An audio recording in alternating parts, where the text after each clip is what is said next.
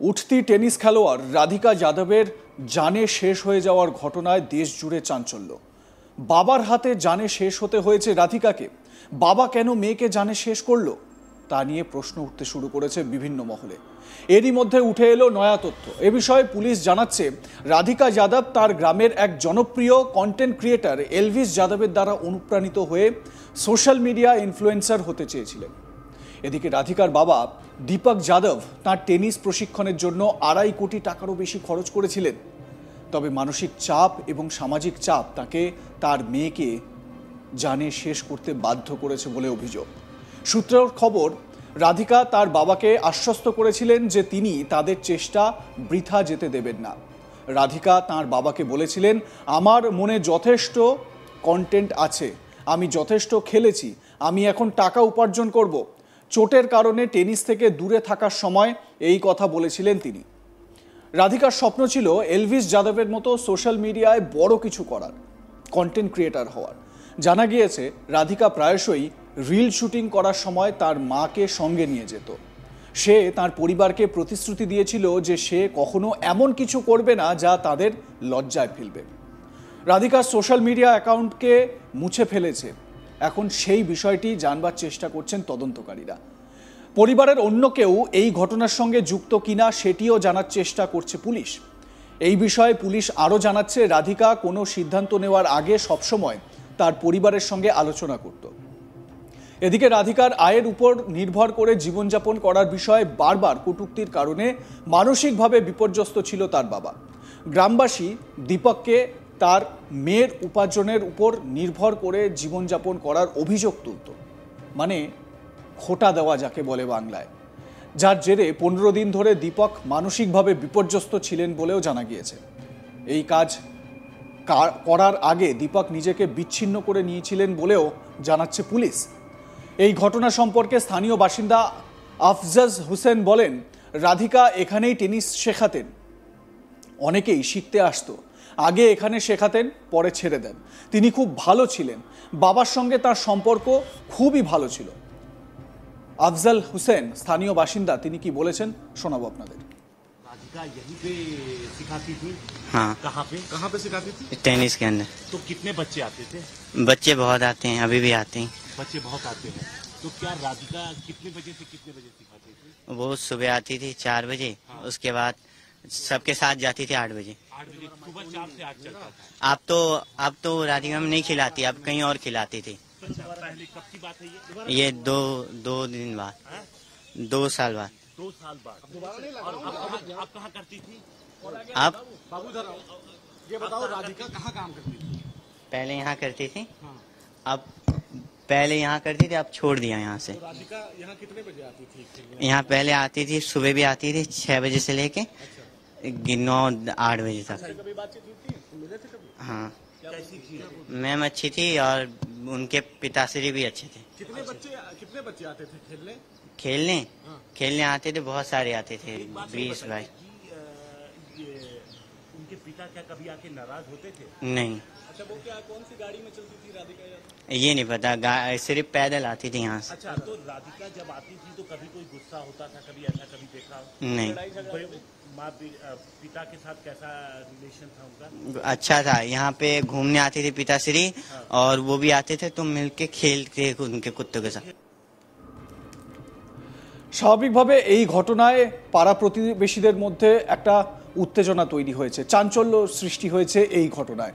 আজ তাকের প্রতিনিধি এ বিষয়ে তার প্রতিবেদনে কি জানাচ্ছেন শোনাবো আপনাদের।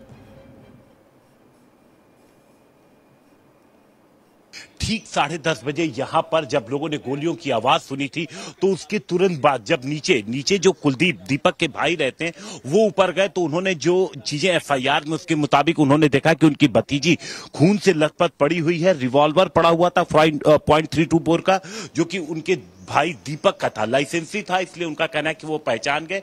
पुलिस आई मौके पे, उसने पूरी चीजों को सीज किया, फॉरेंसिक टीम आई, क्राइम टीम आई, उन्होंने सारे सबूत उठाए।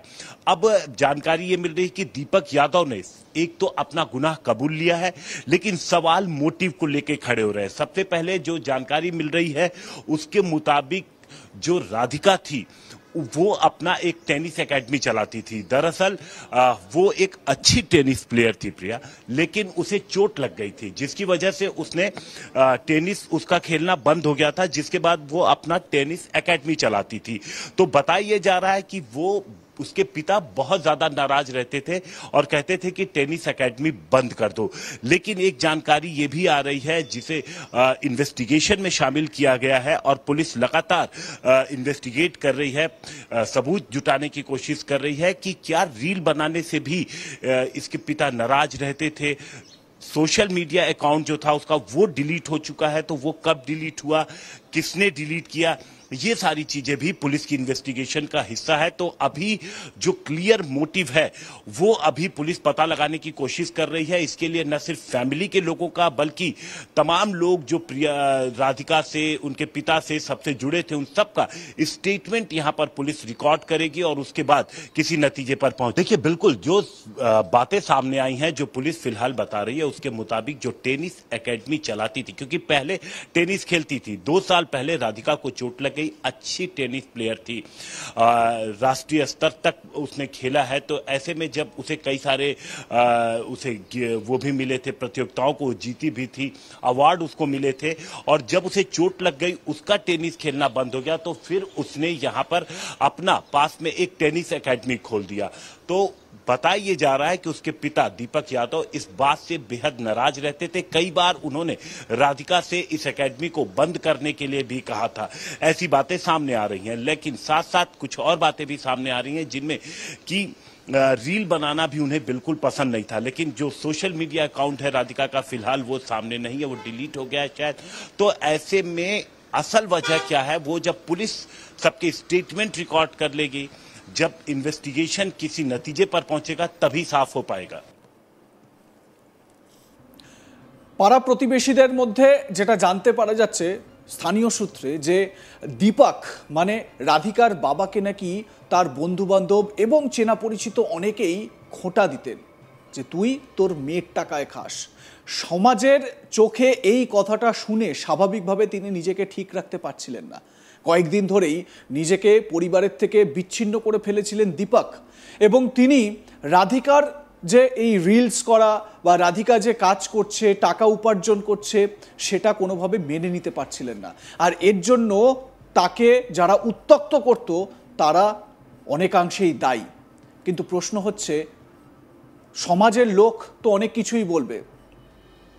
ওই গানটা আছে না, কুছ তো লোক কহেঙ্গে লোগো কা কাম হে कहना। লোক তো বলবেই, মানুষ তো বলবেনই, কিন্তু কেন নিজের মেয়ের জন্য কোনো যে পিতৃস্নেহ, সেই পিতৃস্নেহটাও তিনি মাথায় রাখতে পারবেন না, তার মেয়েকে এরকমভাবে শেষ করে দেবেন? এটা কি কোনোভাবে কাম্য? একেবারেই নয়। স্বাভাবিকভাবে রাধিকার এই অকালে চলে যাওয়া সারা দেশ মানতে পারছে না। আপনাদের মতামত কি জানাতে থাকুন, দেখতে থাকুন আজ তাক বাংলা।